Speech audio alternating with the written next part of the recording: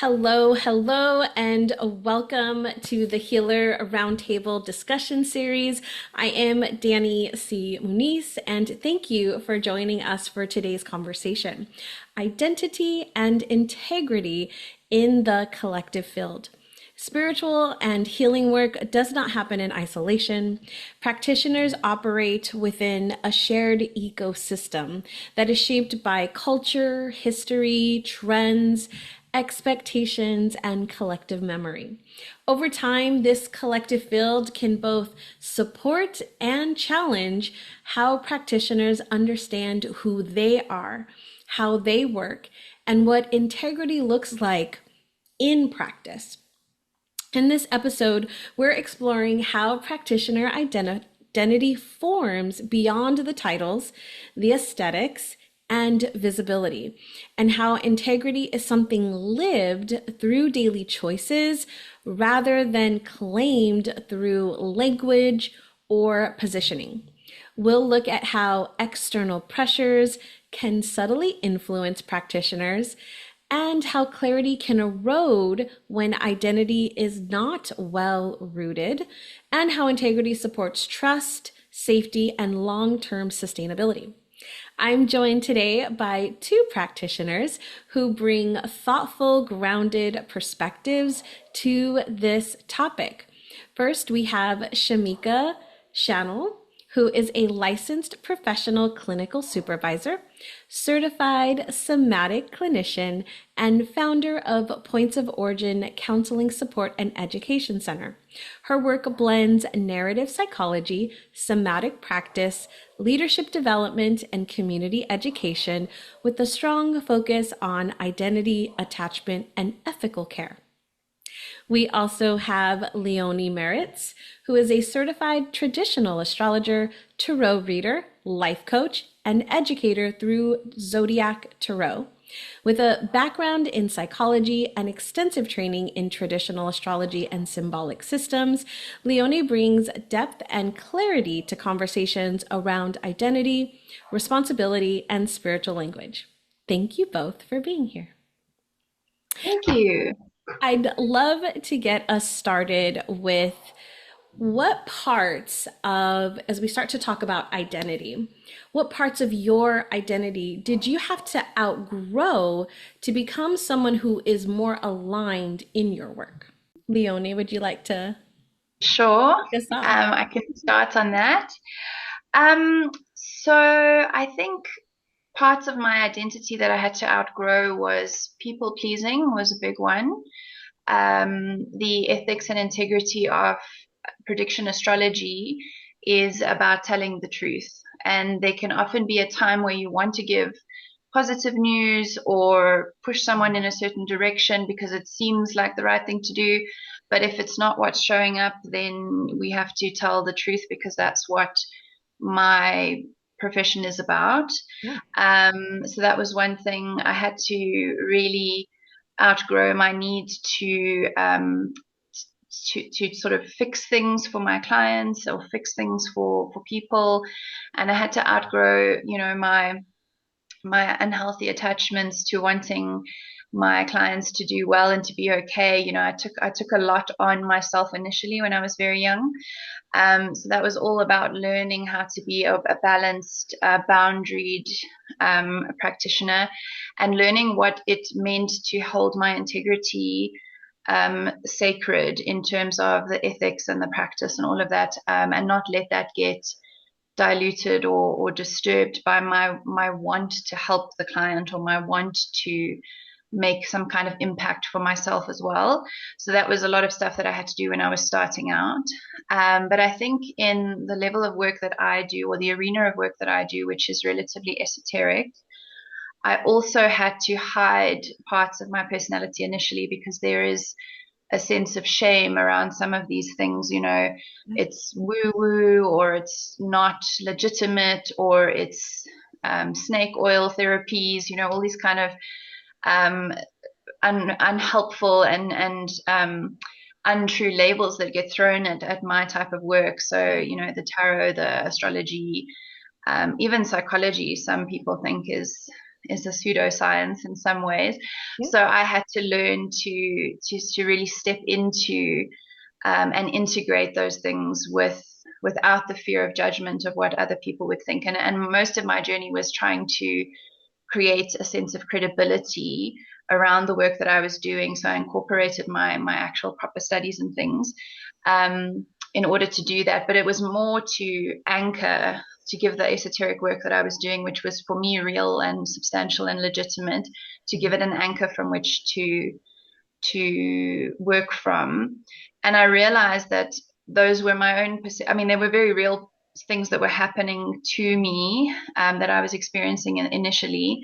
But I also had to outgrow those fears and just step into myself and my work and realize that this is an integral part of what I'm doing. And if I'm going to offer this to people, I have to believe in it more than I was Yeah. and not be afraid of the judgment. So those were, I would say, for myself, where I had to step up to the plate and not be afraid to say, this is who I am and this is what I'm doing.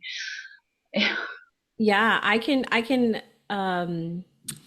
definitely see how I have very similar patterns of people pleasing in my past, and I too had to come over that concept of I don't want I want my clients to be well. I want them to do well, and I still wish that. I still hope that.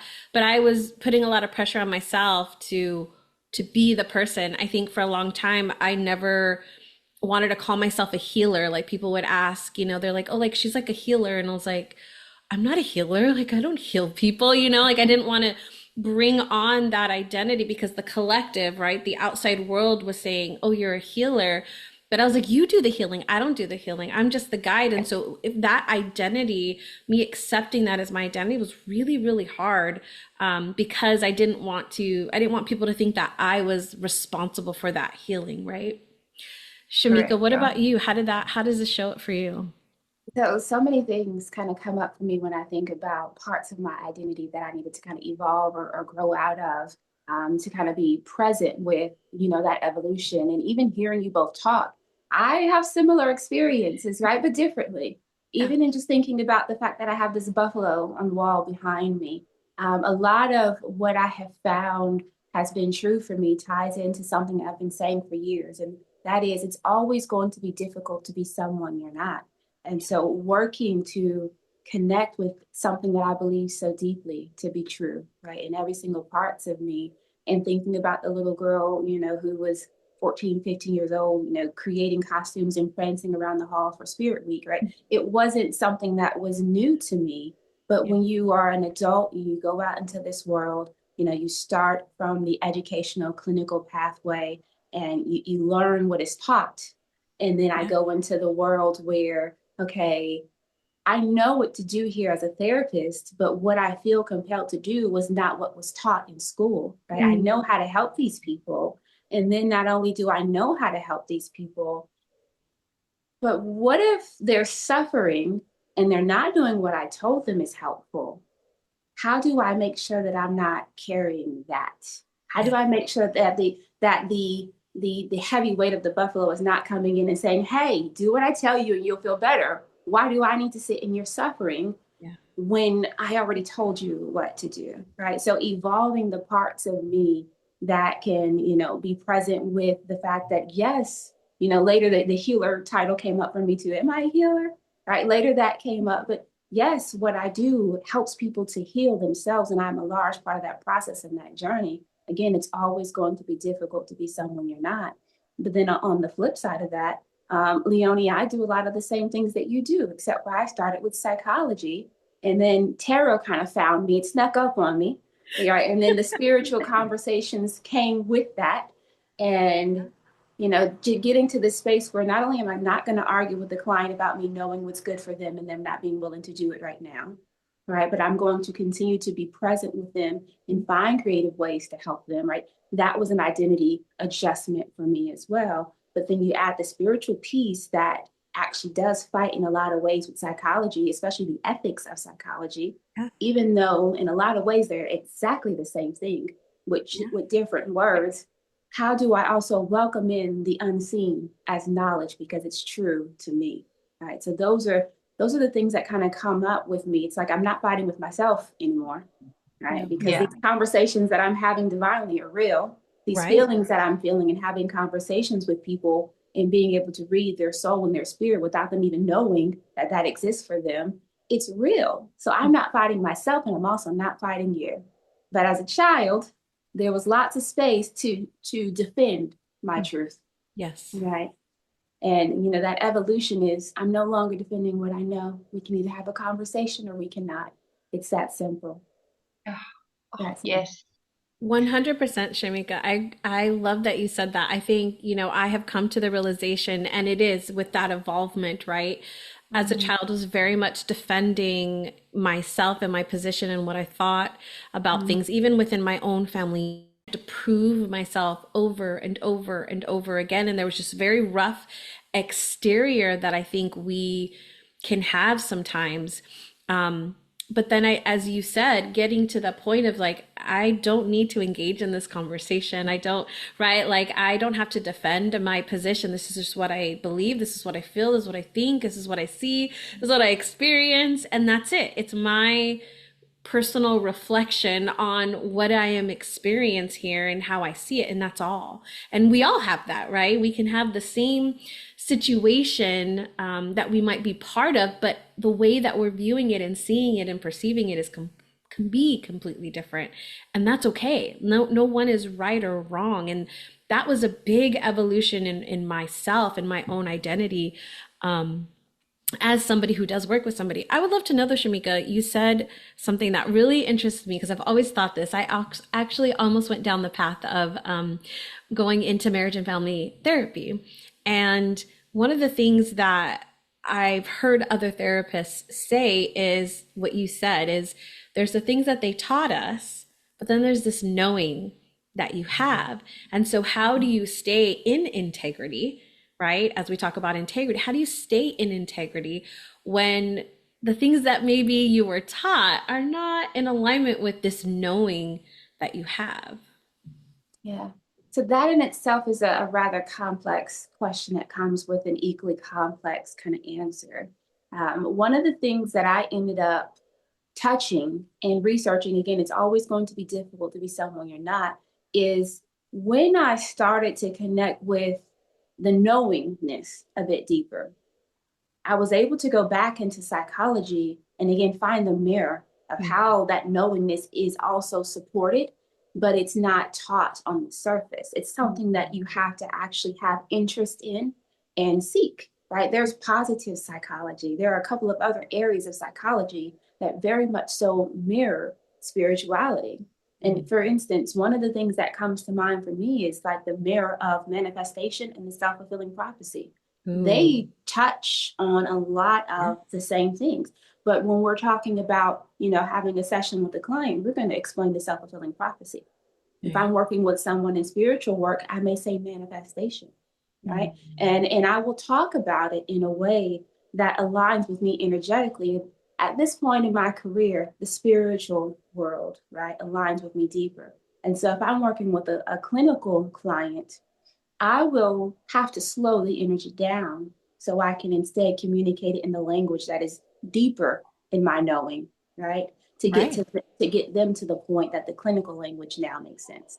Right. Mm. And then another thing about, like you mentioned earlier, the healer, that was something else that came up pretty heavy for me. In my mind, we are all fully capable of the same exact things. We are 100. all fully capable.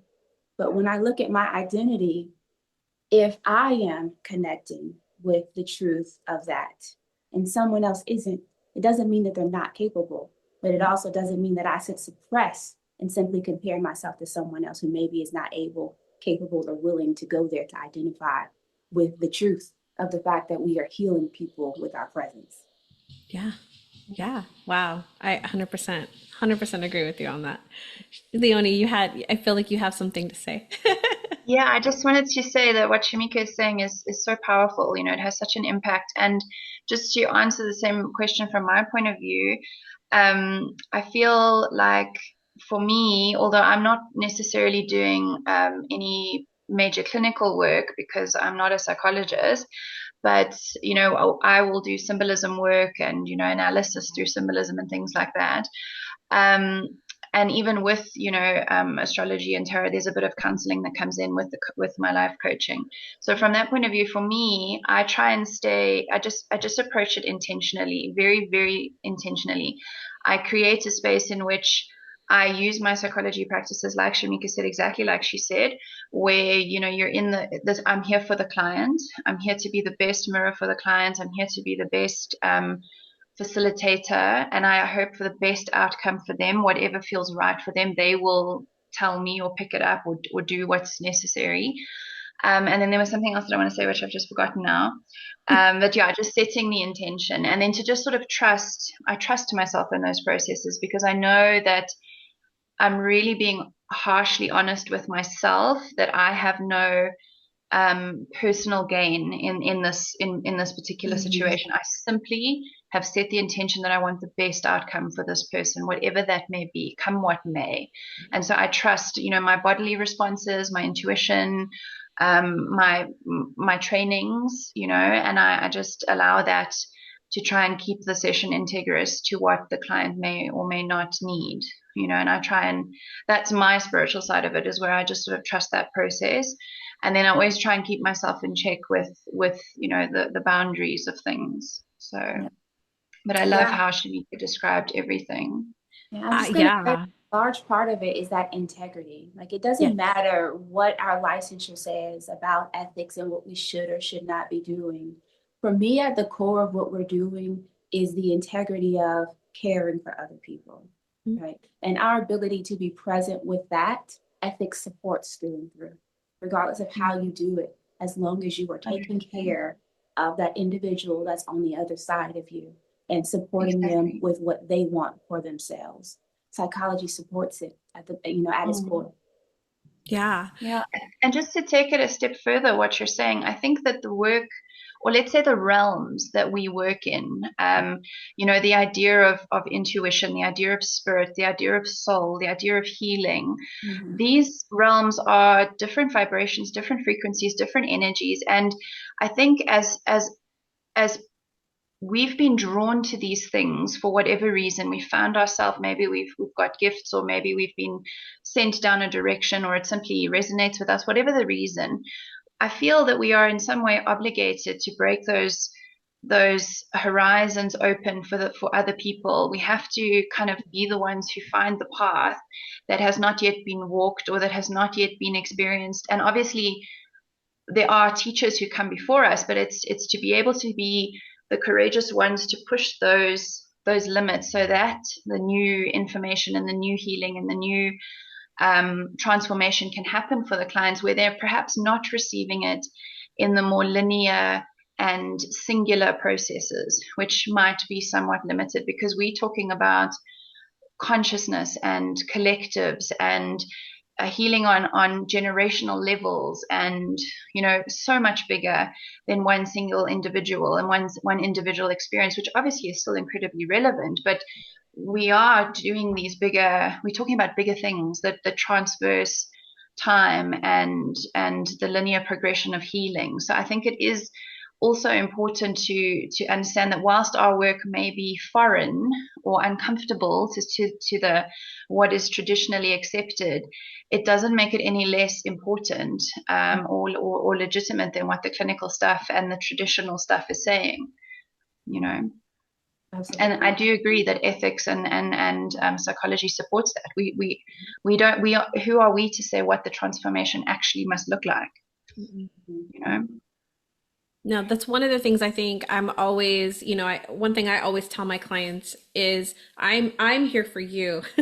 Like, I'm here for you. I like whatever else or whatever other people's perspectives and opinions might be about what you should or should not do. Like, that doesn't matter to me. Like, I'm just here for you. Some people have, a lot of the times people will go to their friends, right? And they'll ask for advice or, what should I do? And then they come to you and they're like, well, my friend is telling me that I should do this. And it's like, your friend has an agenda. As much as we don't want to think that, I have an agenda for my friends. I want my friends to be well. I want them to do good. And I might have a perspective on what I think they should do. I'm as their practitioner in that realm, or their healer, however you want to frame that, I'm that person that is just solely them to help them figure out what is underneath what they're thinking and believing and feeling, right? I'm not there to tell them what to do, right? I'm there to help them unlock what they believe about themselves. And I think that is a really good distinction between when we're also looking at integrity and identity, right? If I'm not there to tell you what to do. I don't think I don't think you guys are there to tell. We don't tell our clients. We don't tell Yeah. them what to do. We help them figure out, right, for themselves what their steps might be, or what they're thinking, or how they're feeling about something.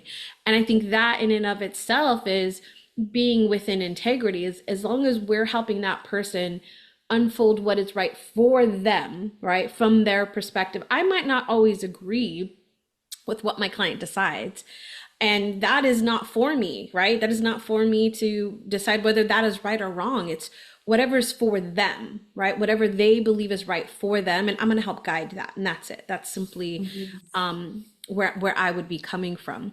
I would love to know, though, because there is this, it can be a little tricky sometimes understanding, like, what is, like, discerning what is something that is authentically ours, right, versus something that maybe we've internalized or we've collected from maybe the outside, or even the collective field, right? As we think about the year, even 2020 or the year 2025, there were certain situations and things that happened in that collective energy that can actually frame our belief systems, right? And frame how we see the world.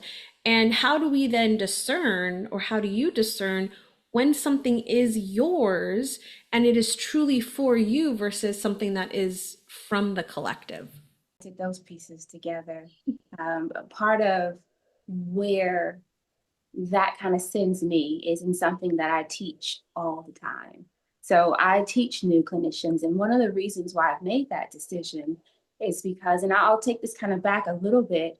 I remember when I was a kid, my mom would say, Mika, put your shoulders down, drop your shoulders. And I get annoyed, right? I leave me alone, right?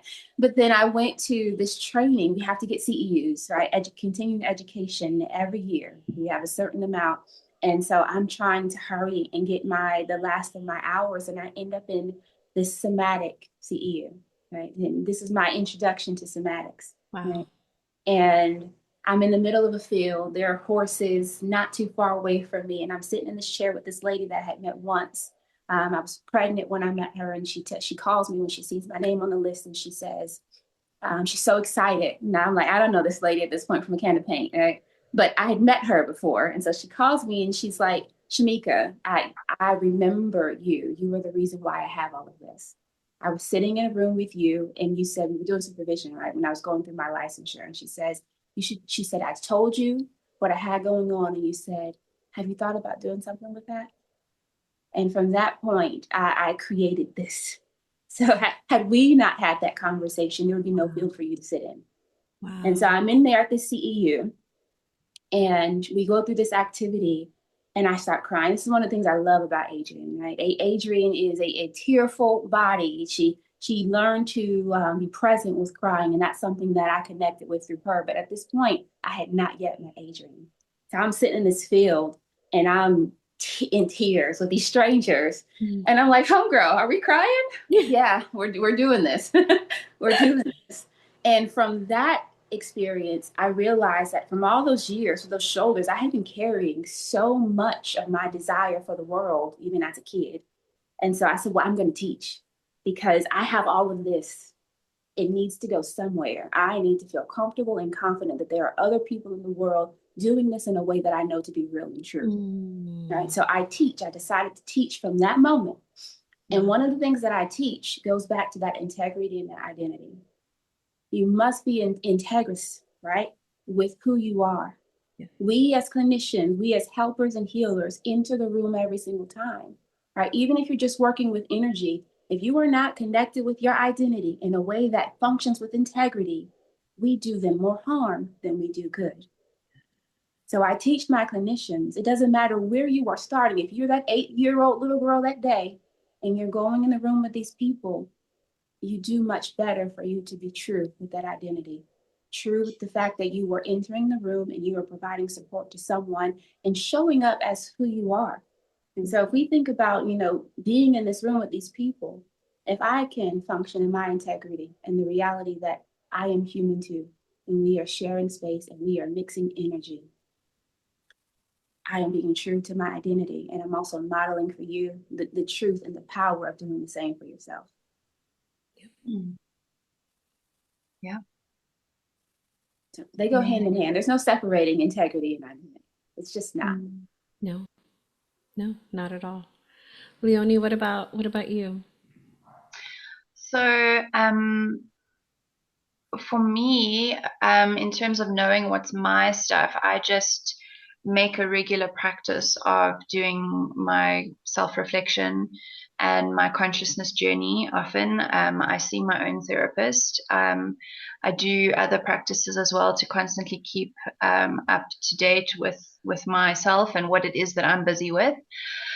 And then, like I said before, I always try and set intention. So I clear out whatever is not going to be helpful to the process. And then in terms of the collective, I think one of the things that I love about collective work, and Carl Jung speaks a lot about the collective unconscious as well, and this comes up in the tarot also through archetypes and things like that, is that even though we are separate and that this may be my issue and that may be your issue, there is something that joins us, something bigger, something cosmic.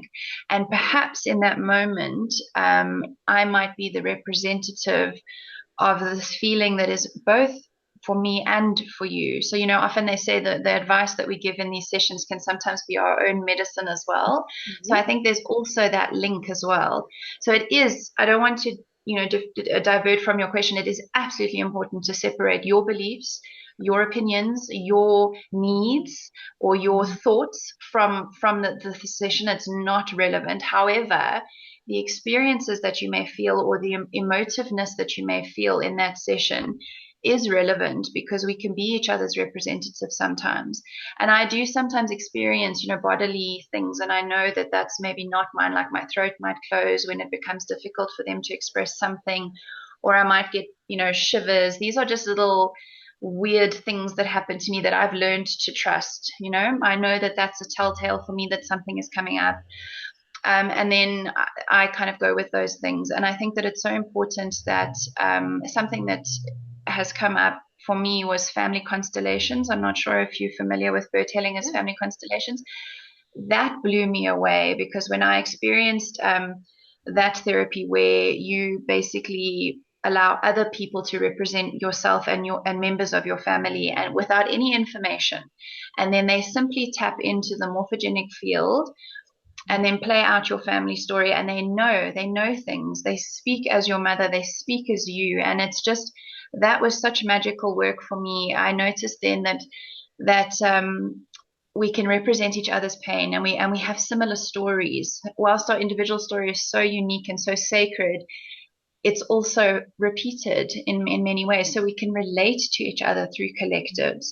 And I think that for me, when I'm working with this kind of stuff, I try to be as respectful as possible when something comes up that feels familiar to me, but I realize may not belong to me fully.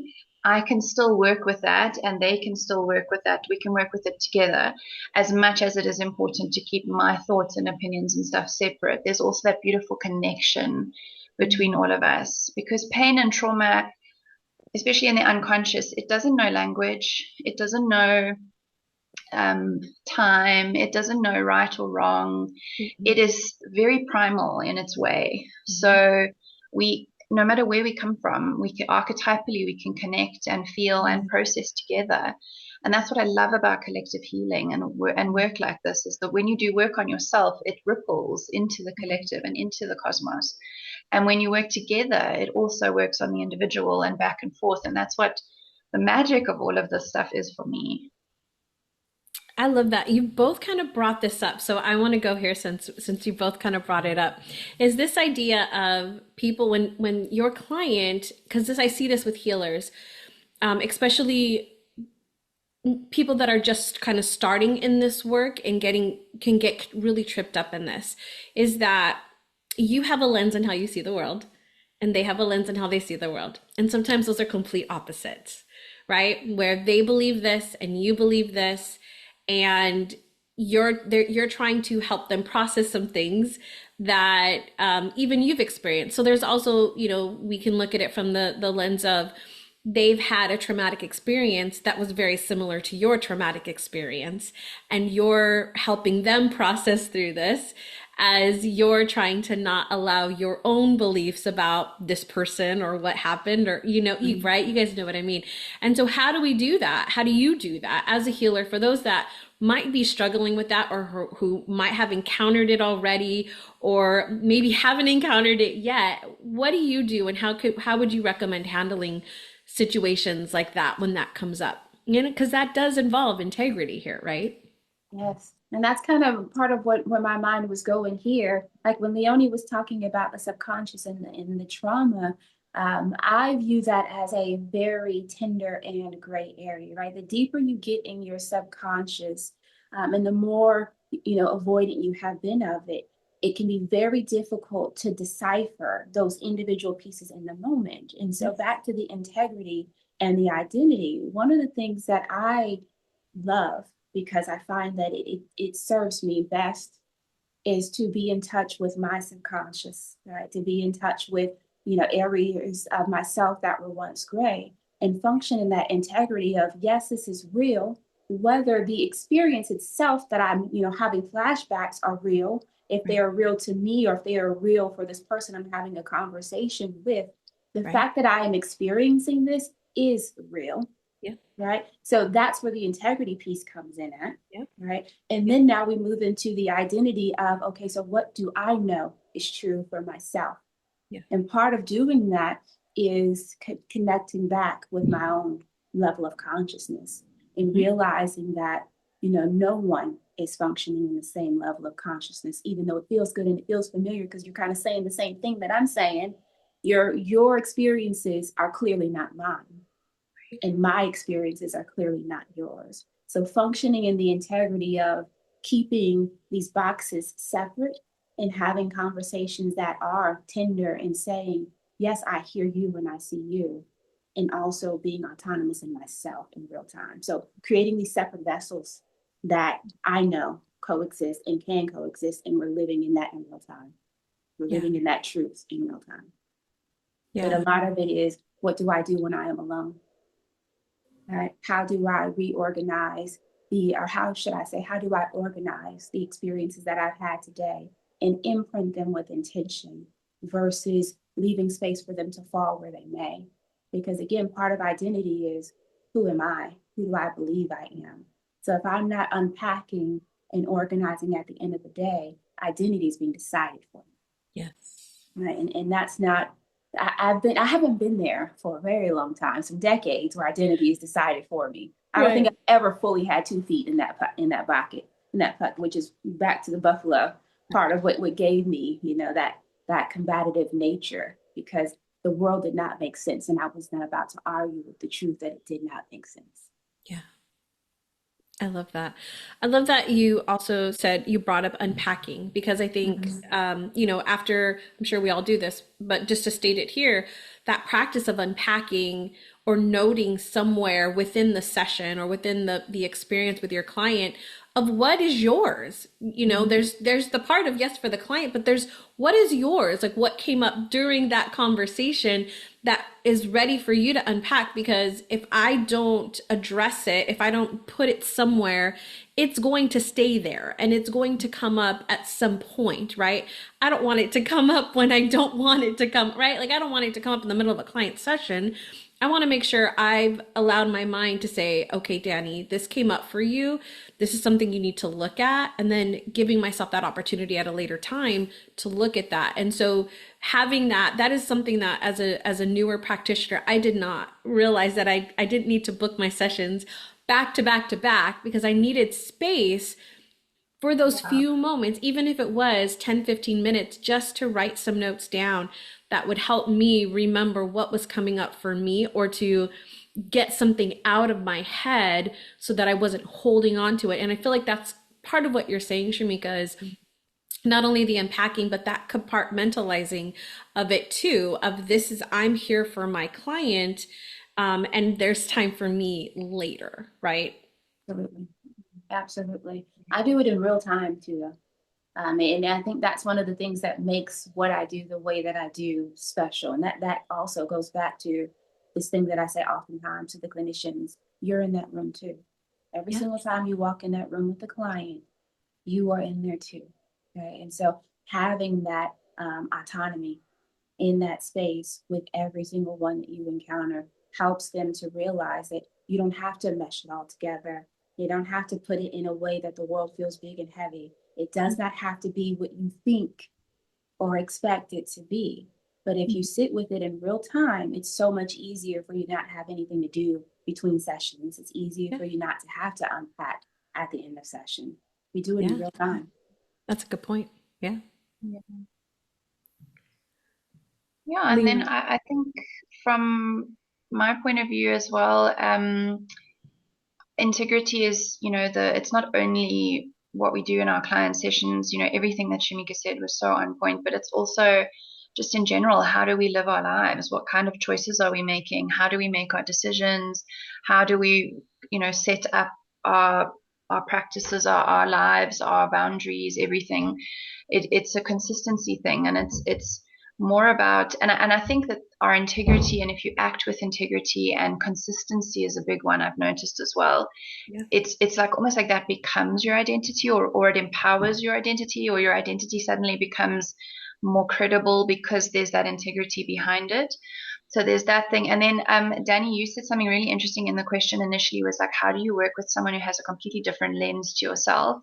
And I think this is really that sort of humble space that we come from, where we actually now are moving out of our own experience into somebody else's kind of experience and trying to see it from their lens.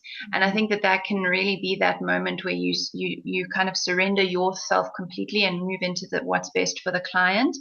But I have had some challenging coaching sessions where it has been to say, but is your lens the truth? Or is it the only lens? Is it the only reality?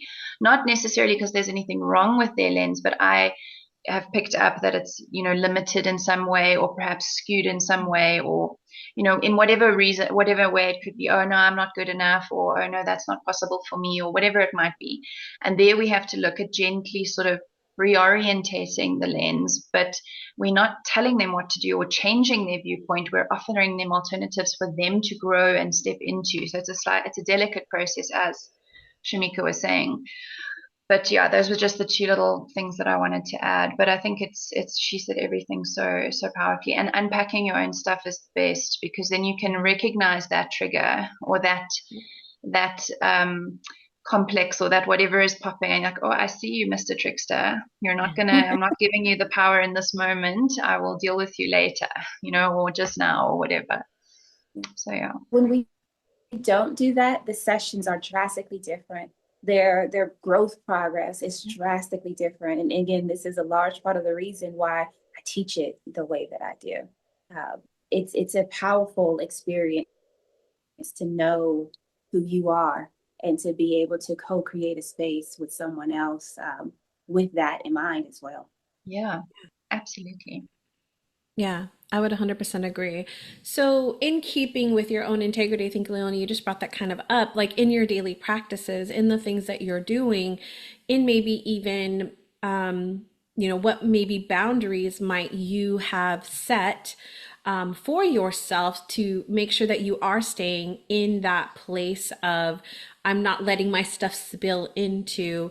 Now, I know Shamika mentioned the unpacking. Is there anything else that you guys would recommend, or that you do on a daily basis, that really helps put that in place for you? I mean, I try to treat my work as sacred as it is. I try to treat it with a professionalism and a credibility, so that I have almost a clinical feel to it. Because I am very empathetic in my sessions, and I do care for my clients, but I know my tendencies, so I also have to keep it. So there's a fixed session, and there's, we meet punctually, and we have things like that. There's a start and a finish. I also spend, like I said, I spend time doing my own practices. Therapy is a big one for me, self-reflection practices, a bit of journaling here and there, making notes. One of my personal practices is chakra dance, which interestingly you mentioned, your dear friend Adrienne, who's passed recently. She loved chakra dance. In the brief time that I conversed with her, she mentioned that, and it's one of those practices where it's focusing on your well-being and your energy field and your shadow and that sort of thing. So I do those kinds of practices. And then I just make sure that my clients don't necessarily, I try and watch out for codependencies or dependencies, and I try and keep those boundaries and the relationship healthy. I am your coach, your astrologer, your reader, your facilitator, but what you decide to do is yours and your responsibility. You know, I can offer guidance, but I'm a guide. I'm not a fixer or part of. So I have to keep those boundaries quite strict. And I think that my clients benefit from that because the idea of them coming to me is for autonomy or some kind of sovereignty at the end of the day. So I think they do respond well to that.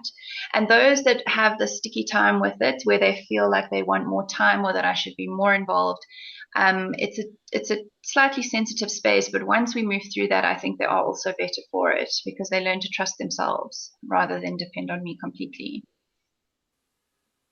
So two things. I'm going to answer the question, but my tablet just said that it's at like 7%. So I plugged it up, but it might not last through this recording. So I'm going to respond and then I'm going to go grab my phone and put it on the charger so we can swap when I need to. Okay. But in response to your question, as far as what else do I do, Adrian was one of those things that I did. And that's one of the reasons why this transition is what it is for me. So having these spaces where we feel safe and secure and, to just know, right? That knowingness is a large part of getting to that space of knowingness is extremely anchoring. And that was one of the things that Adrian and I did very, often together. We sat in the knowingness, right? And so other things that I do that will become more prominent right, in these days is I have also created several literatures to support what I know to be real and true. So I started investing in the field of psychology about 21 years ago. And then the spirituality came to me probably 5 or 6 years, about 6 or 7 years ago. And so I spent a lot of time connecting in that knowingness, right? And what is real and true. And so whenever I get a question like this, it's difficult to come on, pinpoint an answer because so much of what I do is that flow of, okay, is this knowing, right? Is this, is this ground shaky or is this ground solid? And being able to simply allow myself to have experiences and be open to experiences, in part because we are constantly evolving. So what works for you today may not work for you tomorrow, right? Hence how I started this question. I had Adrienne a couple of days ago, right? And I'm going to have to engage in her differently, going forward in my life. But it happens throughout the day as well. You may be in a different energy in the morning. Mm-hmm. You may be in a different energy before a session, and then you are afterwards. So being able to be open to what is real to you helps you to have new experiences that can help you see yourself and in your evolution clearly. So part of what I do, I've actually got one right here. This is self-sipping color. This is one of the ones that I created. It's actually the first one that I created, and it has several prompts in it, including coloring. So sometimes this calls to me. Right? Sometimes, engaging in somatic work calls to me. Mm-hmm. And sometimes even with somatic work, there might be times that I want to do this type of energy with music. There might be another time that I have, a different space that I need to be in musically. There might be a time where somatic work calls to silence. Right? So being able to move through the truth of what is my body saying it needs right now? And am I open to welcoming, giving that to myself? Am I open to receiving the beauty that this thing can share with me in this creative experience? So that typically is where my answer goes. I don't think that any one thing would make sense to share in response to a question like that. Yeah. Yeah, I love that. Thank you. Thank you for sharing that. And I think you're 100%, I would agree in agreement with that because there's multiple things. I mean, as Leonie stated, the things that she chooses to do, as you choose to do, as I choose to do, like they all work for us. And I think that's the key is what daily practice is going to work for you to be able to do that. Now, something you kind of brought up and something I want to also kind of transition into is there's one thing that I love about spirituality right now and the work that all three of us do here is there has been such an evolution, right, in the past even 5 years, we'll say, where the topics that we would have mentioned before, like Shamika, you mentioned manifestation, that has become what I would consider mainstream, right? There, it's in our TV shows, it's in our movies. I just saw a movie recently, and there was somebody in there that was a healer, right? And it was like this idea of like it's so well known these days. And with that, there comes certain, how do I say this, expectations maybe that the collective energy now has. And so it might be trendy. It might be maybe particular platforms. And there's expectations that kind of go with that, right? I hear I'm going to bring up some of these words that I hear from others of baby witches. There's this idea of shamans, and they took a course and now they're a shaman, and so there's this evolution that is happening, and in many ways I'm very, very excited and blessed that this has come quote unquote mainstream, and also the challenges that go with that. So I'd like to move our conversation here because this also goes in with identity and integrity. How do we still keep this identity of who we are, as we've been saying, and yet this trendy spirituality idea that is out there? How do we work within that? And I'd love to know your thoughts on some of it. You guys are both smiling, so I know this is good. Let me hear I'd love to hear your thoughts. It's good for a lot of reasons. I think the fact that it has become more mainstream to some extent softens the perception of what has always been here, right? But it also creates other challenges where people think they know. And what is now, it's not to dismiss what they know, because what they know is real and true to them. But there's also so much more.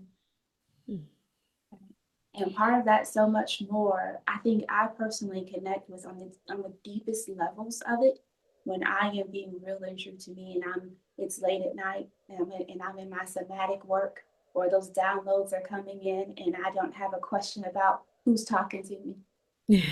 All right. But then there are other spaces where, like, I had a conversation with a gentleman who's been deep in what he considers spirituality. And in the conversation, it was very clear to me, something that I kind of mentioned earlier, he was speaking textbook spirituality. Yeah. And it's not that he's not having his own spiritual experience, but I'm aware of, from how the conversations went, that it is nothing like what I do. Nothing. Like, I just met you today, Leonie, and I'm very confident that I could send you energy in a specific area of my body and you'd feel it. Right? He's not, you are textbook learned. Right? And so I think that the identity, a large part of it comes with being able to honor what is really true to everyone. But I do appreciate how mainstream has opened the doors for what has always existed. Yeah. That's such a beautiful point, because it's not for us to refuse anybody, enlightenment or knowledge or consciousness or transformation. But as Shamika said, there's also the challenges that come with this mindset, because now someone's read an article and now they're posting on social media as an expert. I do have a small issue with that because I'm a traditionalist in a lot of ways.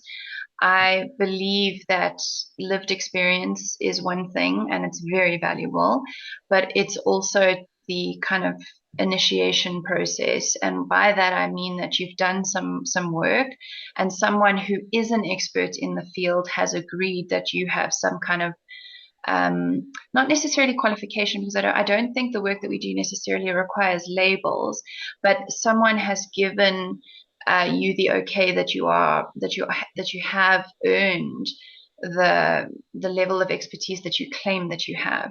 Because remember, in any kind of field of expertise, whether it's writing an exam or getting a certification of sorts, it exists for a reason, and it's not to prevent anybody from doing the work. It's to show that it's because the work that you're learning has consequence. And especially when we're working in the realm of emotions and mental wellness and health and people making life-changing decisions, there's a lot of responsibility in these things. It's one thing to say, okay, you're a Taurus or you're a star child, and then off they go into the world. It's a whole other thing when that person comes back and says, but you Yes. said I was supposed to do this thing. Yes. How does that work? And then also, the work that we do is very, very deep. So the consequences of shift and change are not always pretty or easy. And you have to have the substance to back up what it is that you're saying. And this is just my personal opinion. I love that the information is out there and that these wonderful sort of fresh and exciting influencers sharing information and this and that. I just always, I had to learn medieval English to learn my textbooks, to study my craft. I had to study Jung to understand the archetypes properly in the tarot. I had to do all that legwork. And I'm not saying everybody has to do it, but that's the type of practitioner that I am. I needed the old tried and tested route to prove that I had some substance behind what I'm doing. And so I love the mainstream stuff, but I'm a firm believer in working with the love and light as well as the shadow. I don't believe they can be done separately. And my fear for new age spiritualists, baby witches, is that the depth and the shadow is discarded. It's purely one-sided, and that is not a wholeness. My approach is to wholeness, and I want you to know that I want young people to know, or even not necessarily young people, but young to their craft. Correct. I want you to know that there are people who are going to take what you say as dogma. They are going to take what you say as the absolute truth. And within that, you have a responsibility. So make sure you can back up what you're saying. Make sure what you're saying is valid, tried and tested, credible. And, I consider myself fairly young. I'm 39. I always look to my elders, whether they've got the qualifications or not. They have much more lived experience and wisdom through simply living through further years of life. So I'm always fascinated to hear from those that have gone before me, because whether they've got a degree is not important. They've lived the life, they've lived the stages, they've lived the things. And that for me is so valuable. I learned so much about being a woman, being a feminist, being a facilitator, being a human being from older people. The world was, some of them are in their 80s or 90s now. The world was a totally different place. It's so humbling and so enriching to learn from your others and your peers as well. So these kind of experiences that we have now are also so valuable to me, because you can often feel like a little boat in an ocean in your particular environment because you are the one doing the spiritual things. So everyone comes to you. Yeah. But it's beautiful in these collective environments to meet other people who think about these things and talk about these things, because then you also get this beautiful blending of knowledge and different perspectives as well, which can keep you grounded and in your little humble bubble as well. It can also be really enlightening and beautiful, and it's important. So I think sorry, I went off the topic a little bit. No, I love that what you brought up there, Leonie, because here's the thing, I'm 100% in agreement with both of you in this idea of I'm all for you taking a 4 hour Reiki class and now being a Reiki practitioner. Like I'm all for that. I'm so glad that you're stepping into that, that you're looking into that, that you're gaining some knowledge. My next recommendation and what I would like to see in a practitioner is then actually using it in their daily life. As you both said, having that lived experience of noticing and knowing, it's one thing to read the book, it's one thing to take a class, it's a whole other thing to actually implement that. And for a long time, like Leonie, I'm not a traditional astrologer, but I do work in the realms of astrology. And it was very important for me to make sure that I was crystal clear on what I was reading and what I was understanding before I would ever step out and say, like I'm an astrologer or I do a reading for you, because I wanted to live it. And so people would bring things up and I'd like, okay, let me look at your chart and see how that is playing out or how that's working, because I wanted to understand it from that perspective, not just this is Jupiter, this is Saturn, and you're a Taurus, and this is what you should do, right? Like that was not, I wanted to live it. And I think that is the craft, is you actually living it and learning from it and having the experience with it and whatever that is. Like breath work was something I wanted to step into, and I was like, I'm going to go get breath work myself, and I'm going to have a practice of breath work before I felt. And I think sometimes we can get caught up in that too, where I want to live it so much that I don't want to share it yet. But I think holding that integrity, because for newer practitioners, when they do learn, they've taken the 4 hour Reiki class, or they've taken a somatic breathwork and now they want to go teach. I think there's also this idea of you've learned something, so yes, share it, and also don't stop there. Right? Make sure that you are continuing to practice and tweak as it fits your world and what you're doing. I think that's what's key for me as it's evolving and as it is more and more mainstream. And as we see people getting certified in all these different modalities and coming in as shamans and healers, right? Like I'm all for it. And I would really love to see that lived experience with it as well. But I like like you to. said, Shamika was saying earlier, all let's call it legitimate trades and practices, they require continued education. Just like she was saying with it, was it your CUUs, Yeah. where you have to go every year and update the theory, update the practice. What have we learned since we were last together? You have continued education. I've been studying astrology for over a decade, and I consider myself an expert in certain areas, but I'm continuing to study all the time because it's such a vast subject. And the same with psychology and with the tarot and with spirituality in general. Yeah. And I think that that's what makes the type of work so significant, is how it's not everyone has to study as much as us, obviously, but it's that continuous willingness to evolve your craft and to update it and to learn and as you evolve and as you shift and change, to continue to do that with the work that you share. And Mhm. I think that that's important. It ties back into like what you all are talking about. I keep hearing discernment. So, yes, that lived and that learned, but also the integrity and that identity, like as we've been talking about already today, you can live it, you can learn from it, you can continue to, go and do continued education or, try breath work or try mindfulness. But how are you evolving in integrity and identity with those experiences? Yep. How are you turning that into discernment and your lack of willingness to fight other people about what you know and what you feel that is true, whether there is a mirror of that in your environment or not? Or do you know it well enough and deep enough that it is now part of your identity in a way that you're no longer arguing about it with people who don't see it, who don't feel it, who don't know it to be true? And are you discerning where it makes sense, not necessarily be safe to have these conversations, but are you able to tell when someone is open to receiving what you know to be true that they are unable to see themselves? Yes. Can you find fertile ground to replicate and to help them see for themselves now, right? Leading that horse to water, knowing that they'll drink it. Mm-hmm. I think that is key right there, what you just said, Shamika, is being able to have that distinction and know, where am I leading this person, and are they following me? Like, can they follow me?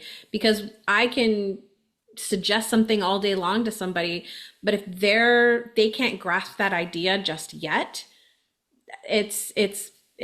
I'm not gonna, it's not gonna go anywhere. Right. And that is also that part of us of wanting to push certain things on them. Like we've kind of talked about this, right? And Leonie, I think you mentioned it as well. Of, I'm not trying to force anything upon somebody. And I might notice when a belief is constricting them, is blocking them, is stopping them from achieving whatever it is that they're wanting to have in their life. And I can identify that and I can help them try to see another perspective. But if they're not there yet, if they're not open to that yet, there is nothing that I can do or say that is going to necessarily pop that right open at that instant. I can work at it, I can try, I can come from different angles, but if they're not willing to, like, I do a lot of forgiveness work. And so if there's somebody that you're not willing to forgive, there's like, I can try all the things, but if you're not at that place, there's nothing, right? They're not going to move just yet. And we have to honor that and respect that. They're not there yet. I've worked with people who have been with counselors who, or other practitioners who have tried to force, right, that forgiveness. And that is very costly to that person's psyche, and making them feel a certain way about how they're processing their situations, right? And so I love that you both kind of brought that up, in different ways, in this idea of that for me is I'm staying in integrity, and I'm also I'm going to hold that piece for them until they are ready. And if they are ready, great. If they get to that point, great. If they don't, it's not a good or bad thing. It is, right? It is what it is.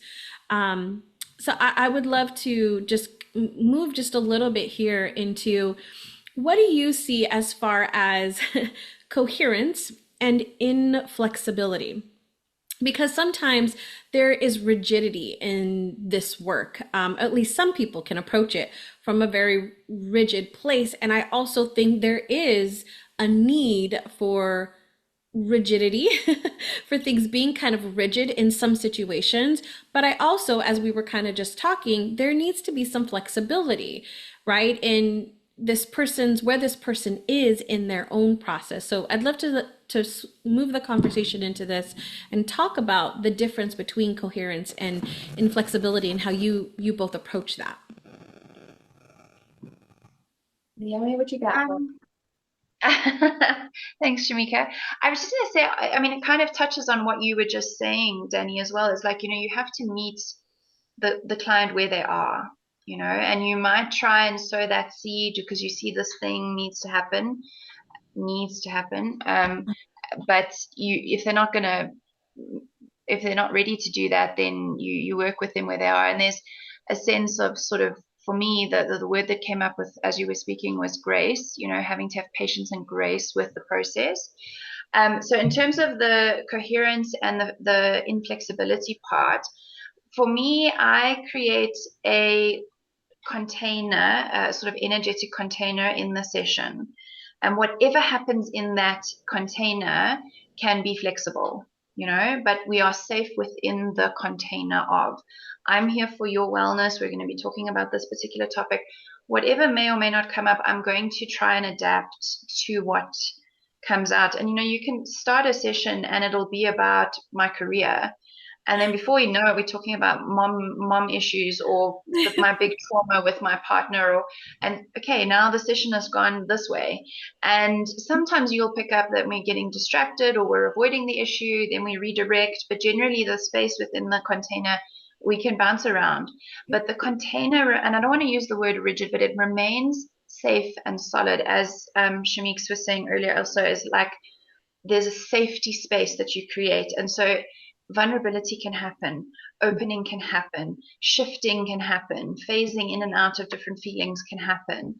And so I think it's very important to stay within the rigidity of what we know to be true, to use Shamika's terms, within what our training is, what is within our scope also, if we're talking about integrity. It's very important to say, look, this is actually outside of my scope. But again, it's blurry because sometimes the work is bigger than all of us, but generally let's be integrous and stay with what's in our area of scope. And then just to be flexible about what needs to come out. And like I said, the grace and trust is part of the process because it's whatever the client needs in that moment. And if we can just be there to reflect that for them, it doesn't mean that we need to bend ourselves into their expectations. It doesn't mean that we have to fix the problem for them, but to just be there for them in the best way that we can reflect their process back to them so that they can do what they need to do. So for me, the safe container is the holding, which I try to keep stable, let's say, and solid. And then within, it's my ability to be flexible with what comes up is me trying to be coherent to what the client is going through or what seems to be most prominent. And I find with shadow work, we can try and have a simple session about something, but part of my work is that the shadow always comes up, the deeper stuff comes up. So, okay, this is going to be a light, positive manifestation session. It's going to be quick. Nope. Here we are doing this deeper stuff has come up, and that's fine. That's part of my contract or my magic. It is that way, and I allow that because that's what's come up in the session. So, yeah.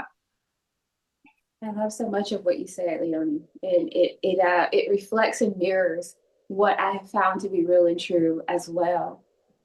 Even when you said you don't like to use the word rigidity, like as Danny was saying rigidity, I was like, you could hear him. I couldn't even say it. Like that's how much I was struggling with it. And it even makes me think about your first question, Danny. That's something like Adrian and I would talk about zodiacs often, right? So we're in the realm of astrology and numerology as well. But she would say, that's that Capricorn shit to me all the time. And Capricorn, I'm a Capricorn. It's one, rigidity goes along with the earth signs in a lot of ways. And Adrian's an earth sign as well. She's a Taurus. But that's one of the things that I also needed to move away from, right? As children, especially in certain, upbringings, there's a lot of rigidity. Right? I prefer, even when you look at expectations, do this, right? You have to do this or there's trouble, right? So I prefer the word structure. Yes. Right? So as you were saying, rigidity, there's structure is nicer. Right? So thinking about even how Leonie said, that container, which she was describing with the container is part of what aligns with what I refer to as that structure. So we do have, like, if we're talking about a practitioner working with a client, there is a flow of session, and that does factor in structure, right? We open the session, we open that container, right? And sometimes opening that container is what's on the top of your surface today. Yeah. And is there anything that we need to make sure that we do there? And is there any space where I can function in the rapport that we've developed, how I know you, that I need to make sure we do today? Right. So that's back to even my identity, taps into there and the integrity of my identity. You leave in here with something today, homegirl. And so then we have this active piece of session. And then me being who I am, back to identity, integrity, I always make sure we soft close. So that soft close, all of this comes with flexibility. We're going to do all three things. But how are we going to do them today? It's always flexible. Yep. Right? I'm going to make sure that you leave with something today that you feel comfortable and confident in implementing. That also takes care of how you started this time with us today, and what came up, what surfaced as we were sharing energy today. So there's a lot of flexibility, but part of what happens in this container that Leonie was talking about for me in session, and even when I'm teaching, is as I'm tapped in to this energetic exchange, what is coming up for me? What am I aware of is mine? What am I aware of is belongs to each individual that's engaged? And how well do I know myself to decipher what needs to be done here while factoring in everything else That's where that kind of flexibility and flow comes in, because we're doing a lot of things at one time. And like we were talking about earlier, what works today may not work tomorrow. So am I open to accomplishing all of the goals that we have in any way that it makes sense with the time that we have today? Yeah. I think, something I had to I'm learn. sorry, Danny. I just quickly want to say to Shamika, Oh, in traditional astrology, the key word for Capricorn is structure. So that was just, I love that you're a Capricorn and that felt so good for you. Yes, absolutely. And it does for lots of reasons. And it's back to that key word, right? It's one of my gifts, right? Adrian and I enjoy being able to come in and ground the room, just walking in. Yeah, And it's part absolutely. of, whenever you're able to tap into your identity, now I teach this all the time, it carries you more than functioning simply in the flow of what is the room asking of me. and that's interesting that you say that. So before I go on, I'm a Taurus sun and a Capricorn rising. So I love that we're both in those energies, and even Adrian was in that Listen, energy. and that's my rising. I'm a Taurus rising. Oh my I'm goodness. also a Taurus rising. I'm a Taurus rising Leo. Oh, Listen, in my Leo, actually, I backed it up. Taurus is my north node. It is Leo rising. okay. The Taurus is the north node. Okay. Mm. I love A lot of that. earthy energy. Very interesting. I love I it. know. I think that's why we're playing so well with each other today. We're Yeah, sharing our toys. Yes. absolutely. Very true. So, I forgot my point because I'm thinking all astrology now. So let's move that out. Something that I did want to touch on here is when we talk about boundaries for a second. Sometimes there are, how do we say this? How do we hold each other accountable? Okay, with love rather than shaming somebody, because I like you guys, I'm with you. I very much hold the container. We set, as you said, Leonie, we set the intention of this is what we're going to work on, right? And this is where we're headed. And yet, they just had an argument with their mom, or, something got triggered in their relationship. And so here we are talking about that. And I'm a firm believer in whatever's top of mind. I think, Shamika, you said this, right? Whatever's top of mind has to be dealt with, right? If we're wanting to get into any of the other stuff, because that is going to stay there, right? And it's going to filter anything that we're talking about as we're moving forward. And so that's where I was trying to get to. Is that idea is like, yeah, we're going to stay flexible in that, but we're also holding that container, and we're holding that space for them through whatever that container is, whether it's one session, a couple of sessions, or a longer time period. And then even within that, the container of that particular session, as you said, Leonie, we're opening that container in a particular way. We're holding that energetically for that time. And so, how do we not only hold our clients accountable, right, and hold ourselves accountable with love rather than shame? Because it's really easy for us to set an intention or to give them, things, next steps, things to work on, things to do, and then to come back, like we also talked about, with that expectation of like schooling, where you've got to do this to get a grade, right, of a pass or a fail. Them coming back and I didn't get to do that, right? Yeah. And so how do we still love and honor them but still hold them accountable to what they're doing? How do you see that showing up for you guys? So I'm also well studied in things like birth order, and secure attachment. So I do a lot of family systems work as well. And so also trauma. And so part of what comes up for me in kind of just thinking about your question is sitting in all of those seats and wearing all those hats at the same time. Back to that identity and the integrity of what's real and true. And the fact that we are not much more than a facilitator or a vessel, within this container for them. And so being able to sit in the identity of, I don't get to offer the life for someone else.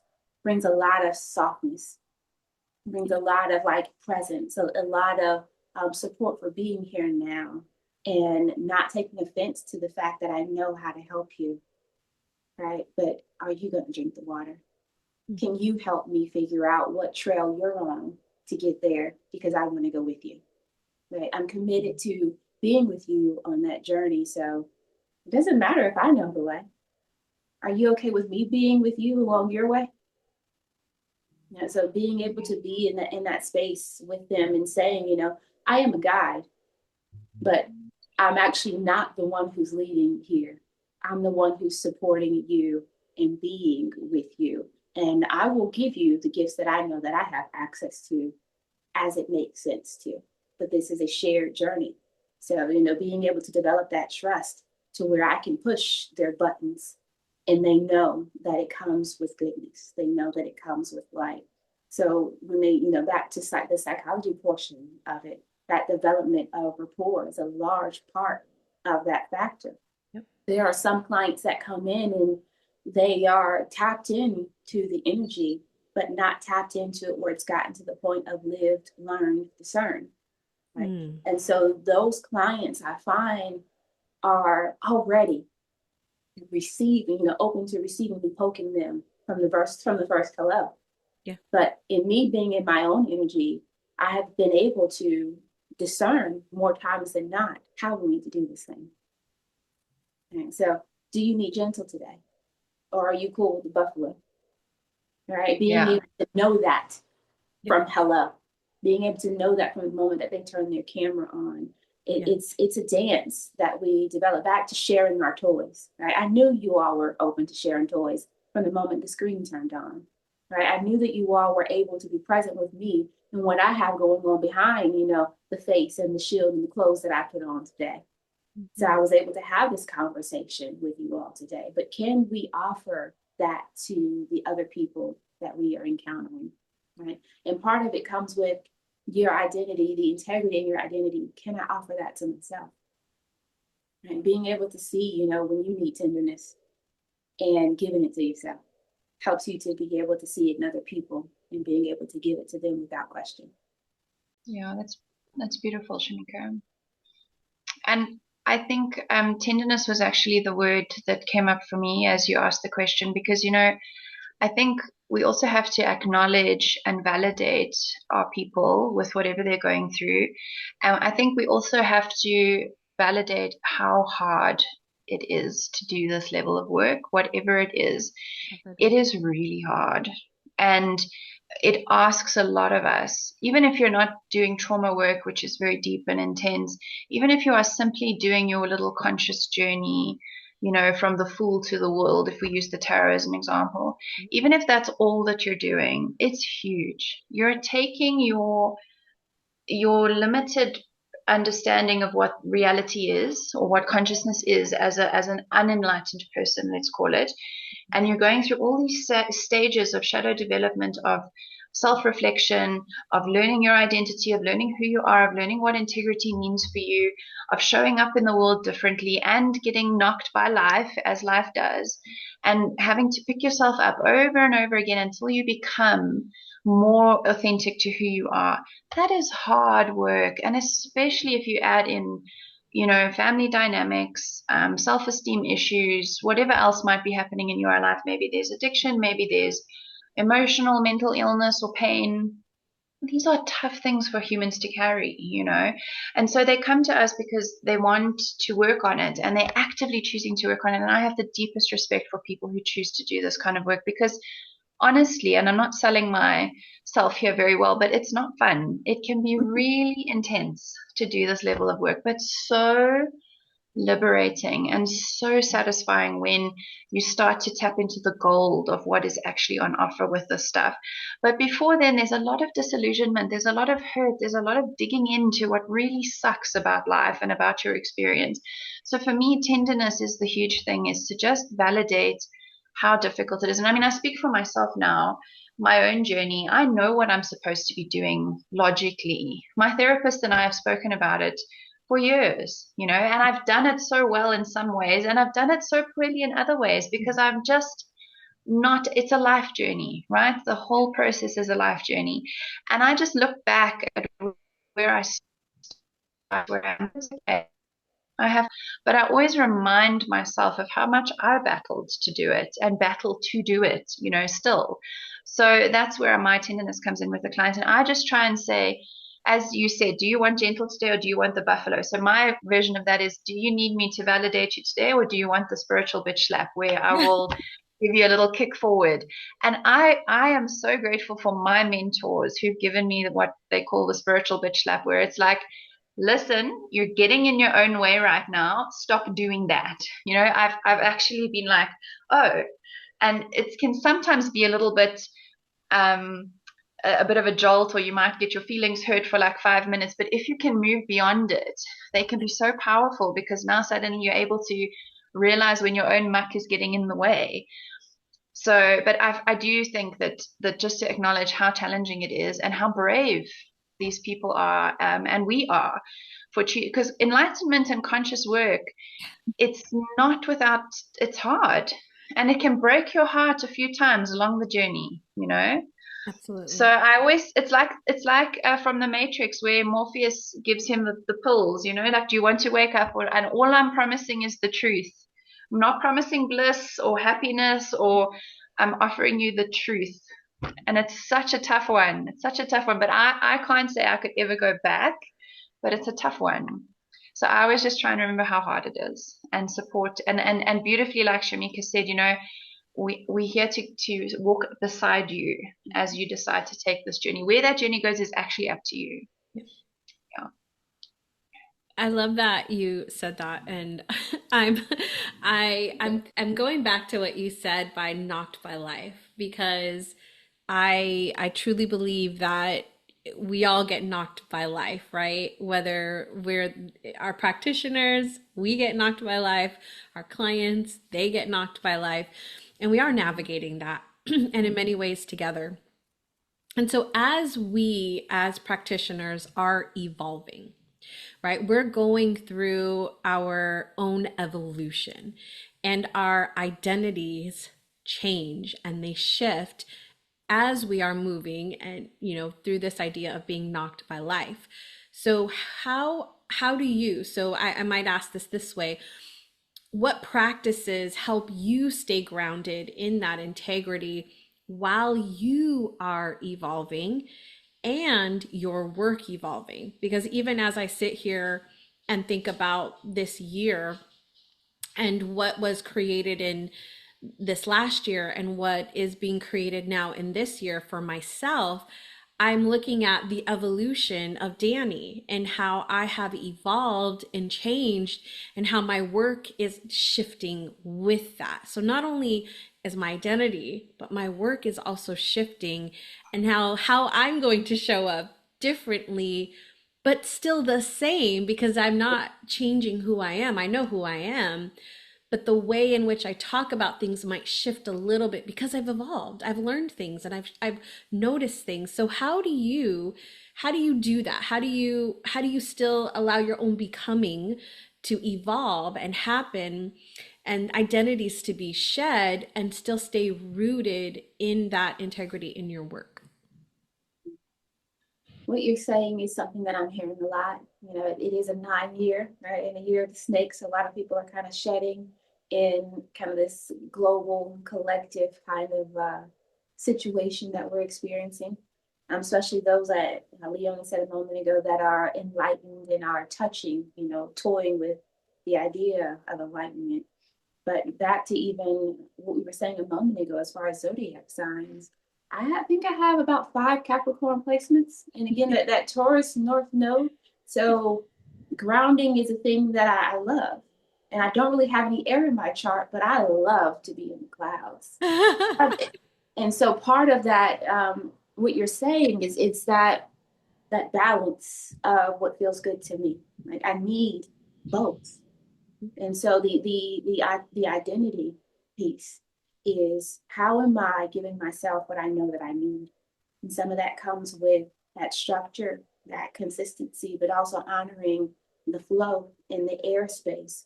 So if isolation is something that my body calls for, what does the conversation look like for me to be open to receiving that, right? For me to be committed to also being kind on the outside of that to those who want to be in that intimate space, right? Making sure that I give myself what myself needs. So the identity and what's the integrity is the other word we're talking about today.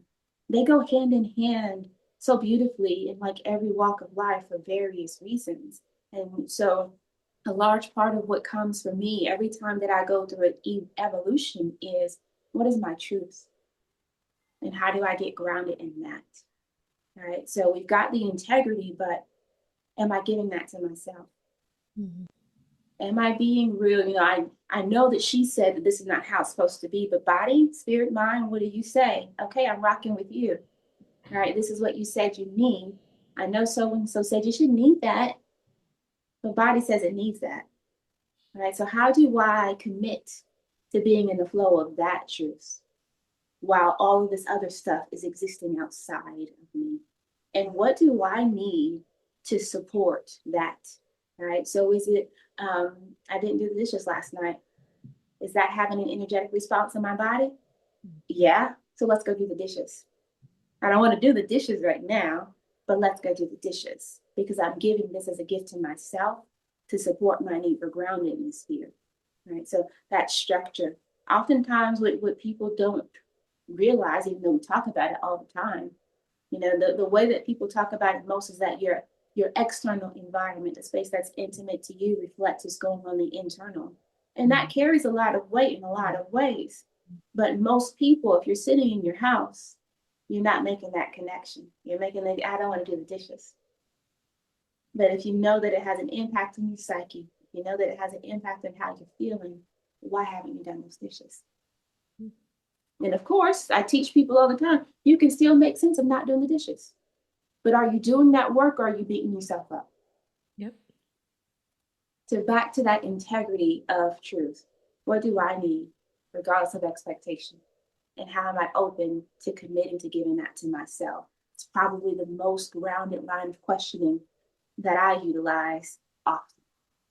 I think for me, I try quite purposefully to allow my position with my business and the work that I do to strictly be that of facilitation and guide. So if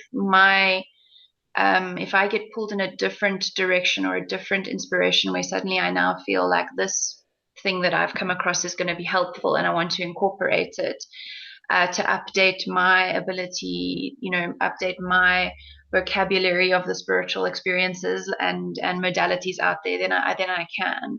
So I'm not hugely rigid in labeling myself in that way. But one of the things I really respect in terms of my peers is how their practices have matured over time and how they've survived into longevity is their ability to adapt and to, let's call it upgrade or upskill, whatever it might be. That is something that I respect a lot when it comes to the type of people that I want to work with or recommend. And I think that for me, it's just staying humble in the fact that my own, as I'm evolving, I will include anything that I find to be significantly impactful for me towards shift and change.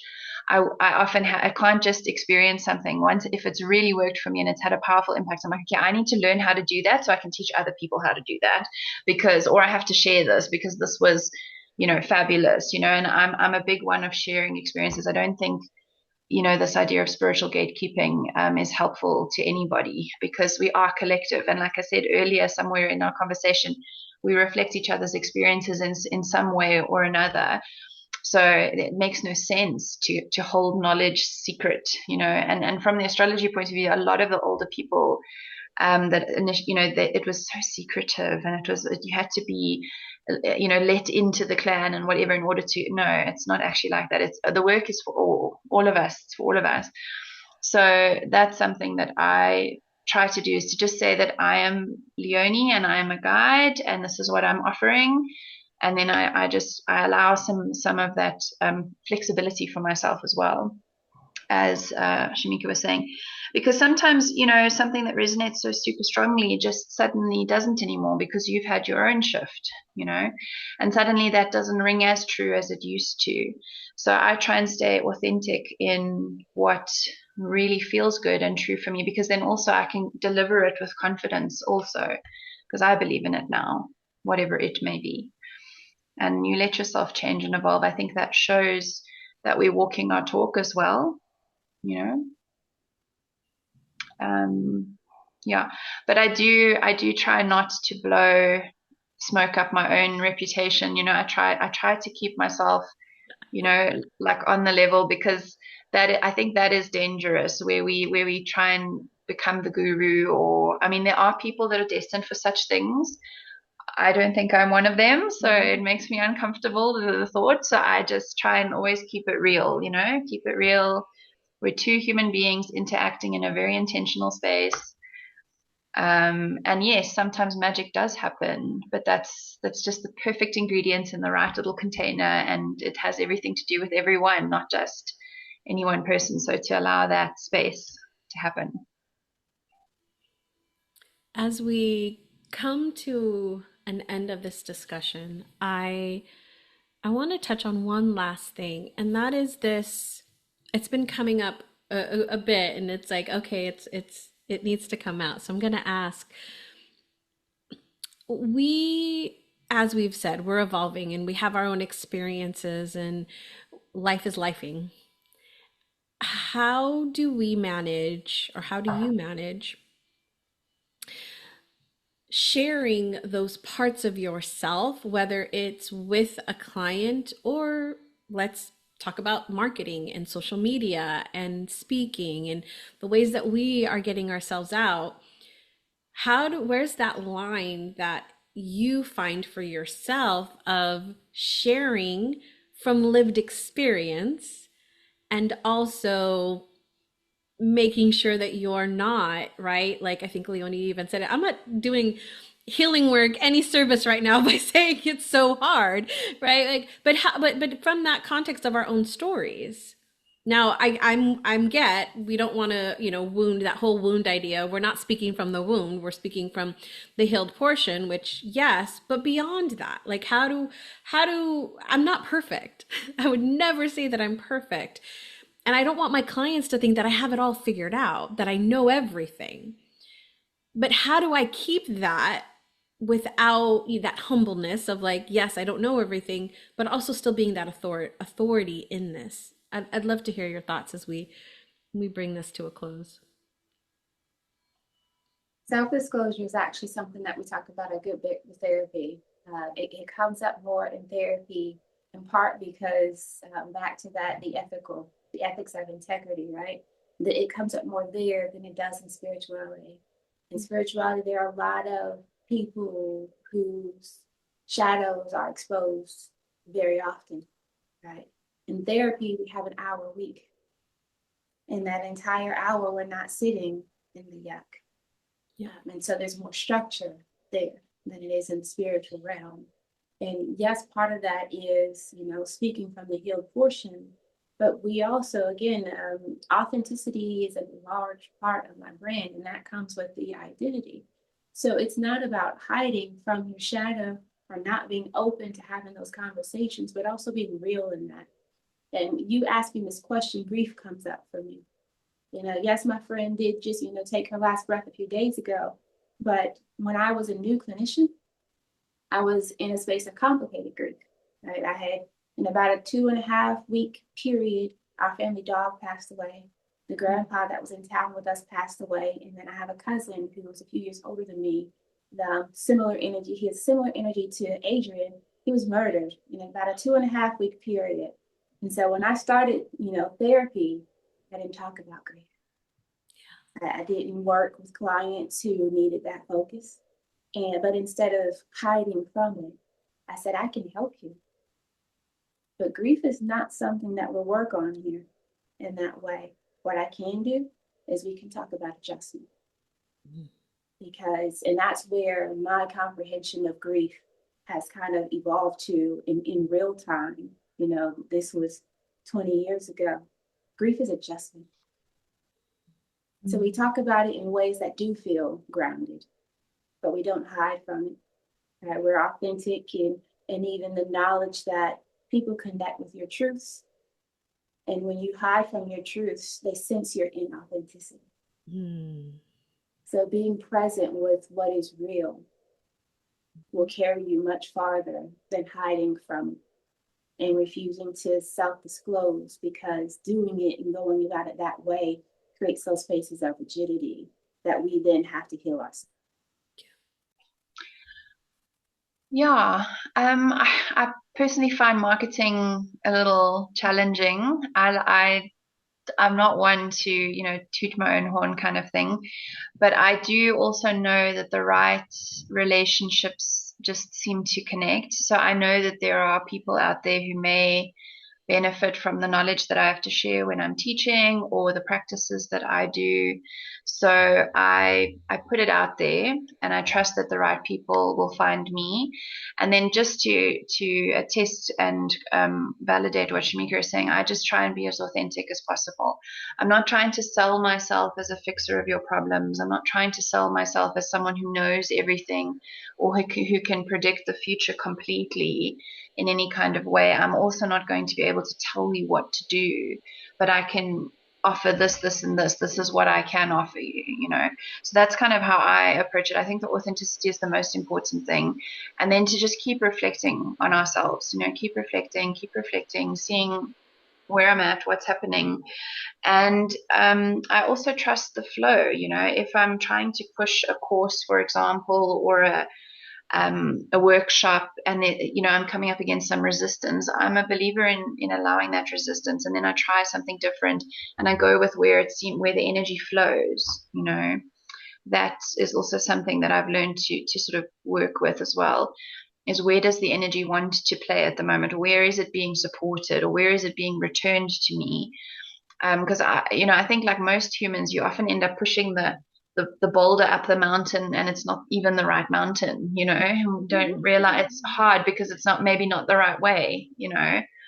So I try and just be authentic to myself. And I think marketing and selling and all of those kinds of things, it's a necessary evil in today's world. You have to put yourself out there, and you have to share your social identity and your business identity and who you are in the world. But if you can be true, like Shamika said, I think people can resonate that, and they can feel, oh, this person's got something that works for me, and that's okay, and that's great. But I do find the marketing part hard. I must be honest. I'm very sort of the witch in the hut on the side of the village, and the people who need me must climb through the branches to come find me, because I don't put myself out there. But it is something I've had to mature into, where I had to trust myself and trust my credibility, and know that what I have to offer is worth something. And as you said, I'm not forcing it on anyone. If it's not for you, that's okay. It's not for you. But if it might be for you, my door is open. I'm I hiding think in the that's the woods key to again. marketing, right? I've got my little, there's no witch sign, but you know it by energy. You'll feel that I'm in there just by walking by. But you have to find it first and wander into the woods. I I have absolutely enjoyed this conversation, ladies. Any final thoughts as we come to an end here? Anything you want to say or you want to share that maybe wasn't brought up or you just want to put out there before as we close?